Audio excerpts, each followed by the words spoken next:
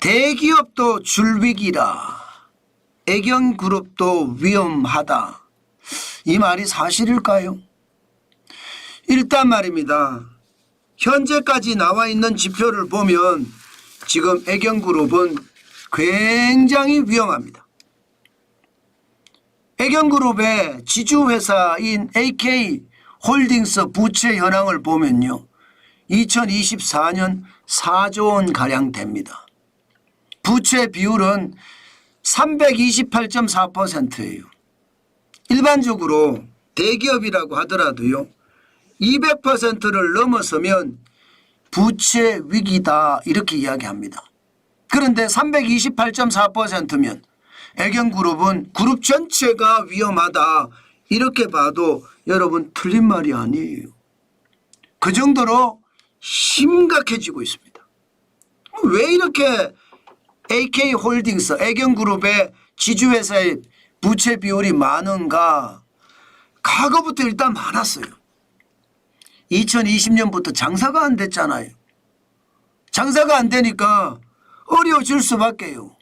2021년에 벌써 부채 비율이 278.3%까지 올라갔습니다.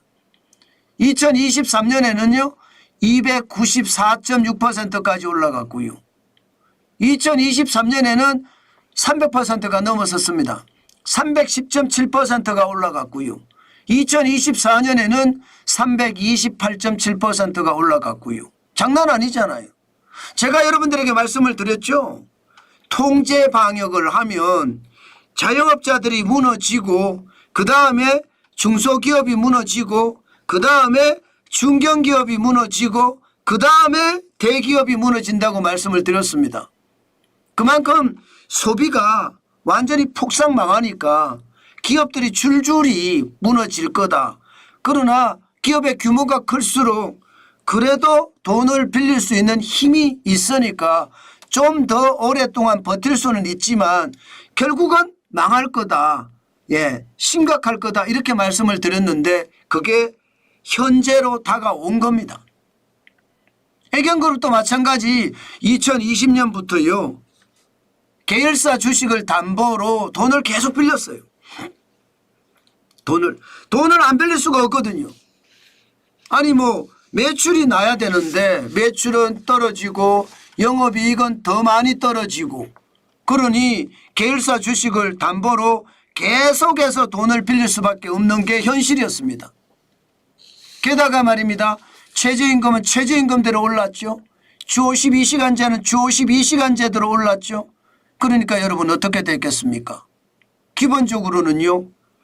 매출은 안 일어나고 벌이는 줄어들고 거기에 대한 비용, 최저임금의 비용, 주 52시간제의 비용, 중대재해기업처벌법에 대한 비용은 계속 늘어났습니다.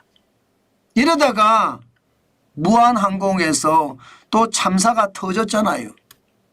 예, 무한공항에서죠. 무한공항에서. 그렇게 참사가 터지니까 어쩔 수 없이 말입니다.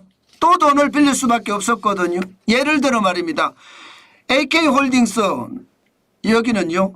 자회사 제주항공 1620억 원을 담보로 주담대를 일으켰습니다.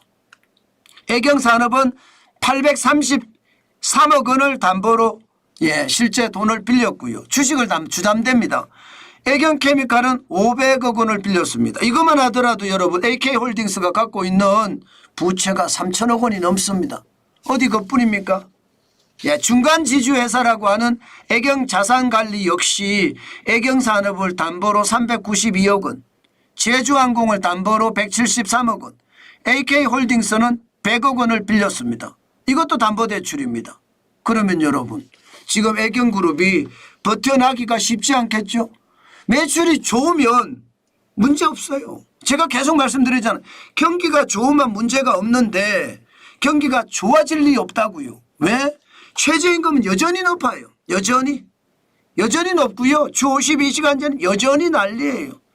게다가 지금 정치적 혼란은 사회적 혼란으로 발전이 됐잖아요.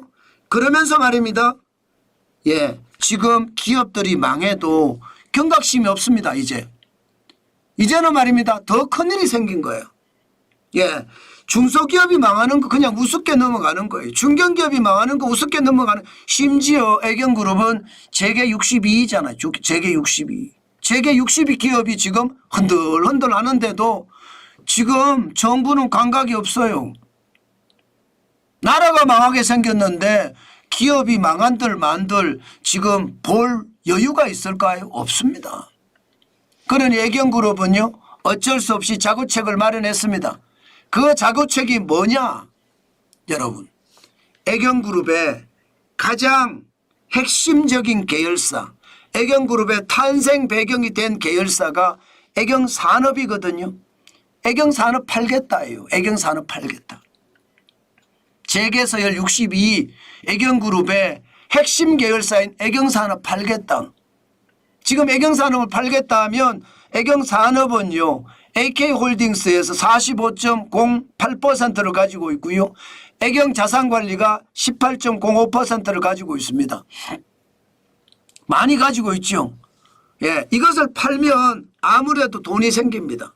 돈이 생기면 그 돈으로 당분간 버텨낼 수는 있습니다. 당분간.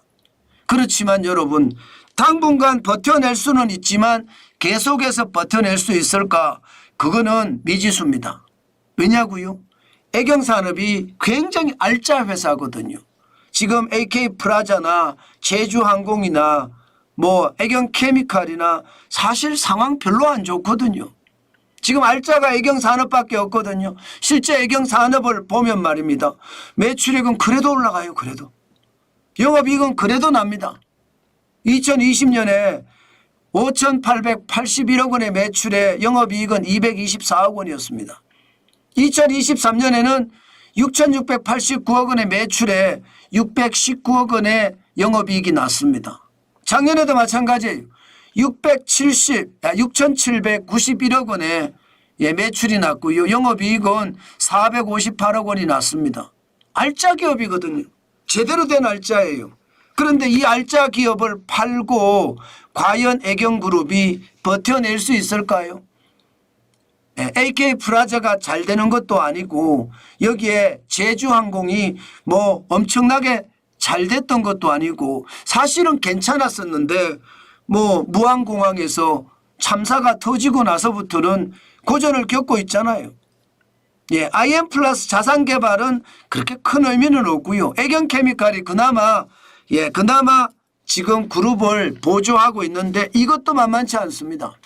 자, 이렇게 되면 여러분 애경그룹이 현재는 말입니다. 애경산업 핵심 기업을 팔아서 애경기업이 살아난다고 하더라도 말입니다.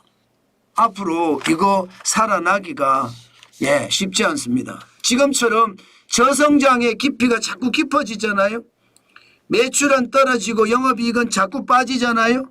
그러면 급한 불을 끈다고 해결될 문제가 아니다 이런 얘기예요. 그만큼 애경그룹은 지금 굉장한 위기에 들어섰습니다. 이처럼 말입니다. 지금 대한민국은요.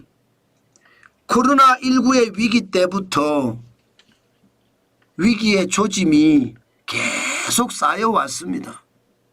통제 방역이라는 것은 소비를 완전히 묶었기 때문에 지금 자영업자든 중소기업이든 대기업이든 물건을 생산해도 안 팔렸다는 뜻이에요. 그게 적어도 말입니다. 2020년부터 2020년 3월이죠. 2022년 3월까지. 그러면 2년 1개월인가요? 2년 1개월 동안 꽁꽁 묶어뒀는데 기업이 살아날 리가 없죠. 제가 여러분들에게 말씀드린 대로입니다. 자영업자들이 줄줄이 넘어지고 중소기업이 줄줄이 넘어지고 그다음엔 중견기업 이제는 대기업들까지도 줄줄이 넘어진다는 거예요. 당장 홈플러스 넘어졌잖아요. 애경까지 이번엔 만약에 최악의 상황을 맞으면 그러면 어떻게 될까요? 대한민국의 경제는 초토화됩니다. 그 정도로 대한민국은 지금 절체절명의 위기에 있습니다. 그렇다고 해결할 그런 사람이 있느냐? 없어요. 해결할 사람은 없고요.